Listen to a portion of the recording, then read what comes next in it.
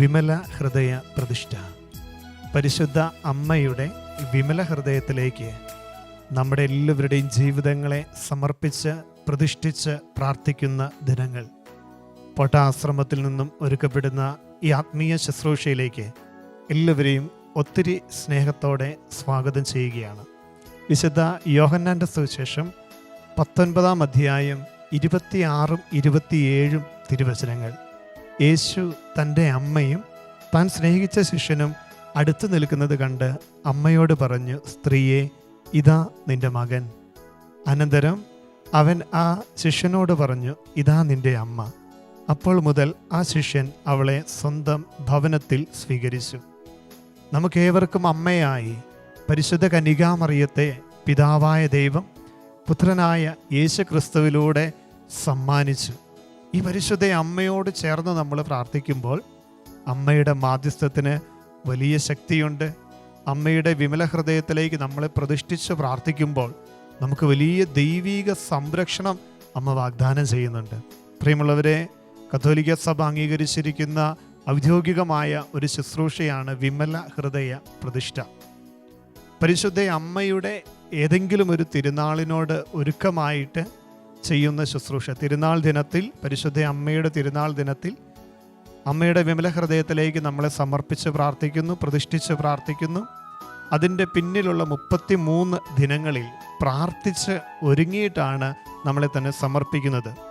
വിശുദ്ധ Luis D മോൺഫോർട്ടിലൂടെ തിരുസഭയ്ക്ക് നൽകപ്പെട്ട വലിയൊരു ആത്മീയ ശുശ്രൂഷയാണിത്. പരിശുദ്ധ അമ്മയുടെ മാധ്യസ്ഥത്തോട് ചേർന്ന് പ്രാർത്ഥിക്കുമ്പോൾ നമ്മുടെ ജീവിതത്തിൽ അനവധിയായ കൃപകളും അനുഗ്രഹങ്ങളും നമുക്ക് ദർശിക്കുവാനായിട്ട് സാധിക്കും. പരിശുദ്ധ അമ്മയോട് ചേർന്ന് നമ്മൾ പ്രാർത്ഥിക്കുന്ന ദിനങ്ങൾ. സെപ്റ്റംബർ 24-ാം തീയതി കാരുണ്യമാതാവിൻ്റെ തിരുനാൾ ദിനത്തിൽ നമ്മളെ തന്നെ പരിശുദ്ധ അമ്മയുടെ വിമല ഹൃദയത്തിന് പ്രതിഷ്ഠിച്ച് പ്രാർത്ഥിക്കും. അതിനൊരുക്കമായിട്ട് ഓഗസ്റ്റ് 22-ാം തീയതി മുതൽ 33 ദിനങ്ങളിൽ പരിശുദ്ധ അമ്മയുടെ വിമല ഹൃദയ പ്രതിഷ്ഠയ്ക്കായിട്ട് നമ്മളെ ഒരുക്കി നമ്മൾ പ്രാർത്ഥിച്ച് ഒരുങ്ങുന്ന ദിവസങ്ങൾ. പ്രിയമുള്ളവരെ, പട്ടാശ്രമത്തിൽ നിന്ന് ഒരുക്കപ്പെടുന്ന അമ്മയോടൊപ്പം വിമല ഹൃദയ പ്രതിഷ്ഠ ഈ ആത്മീയ ശുശ്രൂഷയിലേക്ക് എല്ലാവരെയും ഒത്തിരി സ്നേഹത്തോടെ സ്വാഗതം ചെയ്യുകയാണ്. നമുക്കൊരുമിച്ച് പ്രാർത്ഥിക്കാം. പരിശുദ്ധ അമ്മയുടെ മാധ്യസ്ഥം പ്രത്യേകമായിട്ട് നമുക്ക് യാചിച്ച് ഈ ദിനങ്ങളിൽ പ്രാർത്ഥിക്കാം. ഈ ശുശ്രൂഷയിലേക്ക് പ്രവേശിക്കുമ്പോൾ നമ്മൾ ശ്രദ്ധിക്കേണ്ട ഏതാനും ചില കാര്യങ്ങൾ ഈ ആരംഭ ദിനത്തിൽ അച്ഛനൊന്ന് ഓർമ്മപ്പെടുത്തുകയാണ്. നമ്മളെ തന്നെ വിശുദ്ധീകരിക്കുവാനായി കുമ്പസാരിച്ച് നമ്മൾ പ്രാർത്ഥിച്ചൊരുങ്ങണം. സാധിക്കുമെങ്കിൽ 33 ദിവസവും വിശുദ്ധ ബലിയിൽ സംബന്ധിച്ച് നമ്മൾ പ്രാർത്ഥിക്കണം. ദൈവത്തിൻ്റെ ഇടപെടലിനു വേണ്ടി നമ്മുടെ ജീവിതത്തിൽ ദൈവിക ഇടപെടൽ ആവശ്യമുള്ള നിയോഗങ്ങളെ പ്രത്യേകമായിട്ട് നമ്മൾ സമർപ്പിച്ച് പ്രാർത്ഥിക്കണം. എല്ലാ ദിവസവും ജപമാല ചൊല്ലി പ്രാർത്ഥിക്കണം. ഇതെല്ലാം നമ്മൾ വ്യക്തിപരമായിട്ട് ചെയ്യേണ്ടുന്ന കാര്യങ്ങളാണ്. ഈ ശുശ്രൂഷയിൽ നമ്മൾ ഓരോ ദിവസവും കർത്താവിൻ്റെ ഓരോ വചനങ്ങൾ നമ്മൾ പഠിക്കും. പരിശുദ്ധ അമ്മയുടെ മാധ്യസ്ഥം നമ്മൾ യാചിക്കും. ദിവ്യകാരുണ്യ ആരാധനയിൽ നമ്മുടെ നിയോഗങ്ങളെ സമർപ്പിച്ച് പ്രാർത്ഥിക്കും. എല്ലാ ദിവസവും നമ്മളെ കൊണ്ട് സാധിക്കുന്ന ഒരു നന്മ പ്രവൃത്തി നമ്മൾ ചെയ്യുവാനായിട്ട് പരിശ്രമിക്കും.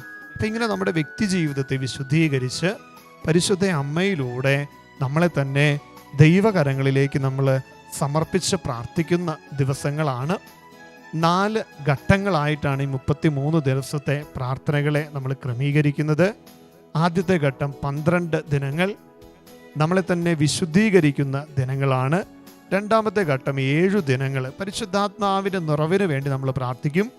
മൂന്നാമത്തെ ഘട്ടത്തിൽ പരിശുദ്ധാത്മാവിൻ്റെ നിറവ് സ്വീകരിച്ച പരിശുദ്ധ അമ്മയുടെ ജീവിതത്തെക്കുറിച്ച് നമ്മൾ ധ്യാനിച്ചു പോകും. മൂന്നാമത്തെ ഘട്ടം 7 ദിനങ്ങൾ.